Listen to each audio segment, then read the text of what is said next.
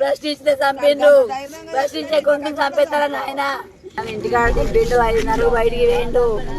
బయటికి పోయినాక నాడి రోడ్డు మర్డర్ చేసిండు. ఇంతకు ముందుకు కేటీఆర్ గాడు, హరీష్ రావు గాడు, గంగరమణారెడ్డి ఆయంలో హరిబాబు గాడు గుడ్డలు పెట్టి నేను చంపించిండు. ఈ 10 లక్షలు ఇస్తా ఊపమన్నాడట. నాకు 4 రోజుల కింద చెప్పిండు, నువ్వు బయటికి ఒకటి నన్ను ఎవరు చేయాలన్నాడు. మేడిగడ్డ కేసు గెలిచినావు అన్నాడు, నాతో చెప్పిండు. సంబరపడ్డాడు ఏం అవుతానంటే మేడిగడ్డ కేసు గెలిచినావు అన్నాడు. ఈ రమణారెడ్డి గాడ చేసిండు, టీఆర్ఎస్ గుండగాలు చేసి చంపించి నా భర్తను. రమణారెడ్డి ఫస్ట్ లో మాకు కబ్జాల వల్ల ప్రొసెస్ పీడియాక్లు పెట్టి జైలు 3 నెలలు పంపించింది.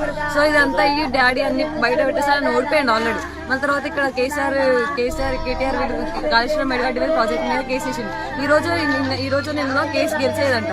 వచ్చా జీర్ణించుకోలేక ఇట్లా బీఆర్ఎస్ నాయకులు మొత్తం కలిపి ఈ కేటీఆర్కి పెట్టిన వీళ్ళ నుంచి గండ్ర వెంకటరమణ నుంచి ఇక్కడికి ఉండాలి. ఇక్కడ ఉన్న వాళ్ళకి అసలు ఇక్కడ వాళ్ళకి సీన్ లేదు. వాళ్ళు ఇక్కడ పెట్టించి వాళ్ళంతా ఇట్లా చంపించింది దాన్ని. మాకు మాత్రం ఇప్పుడే న్యాయం కావాలి. మాకు వాళ్ళకైతే శిక్షనే పడాలి కరెక్ట్.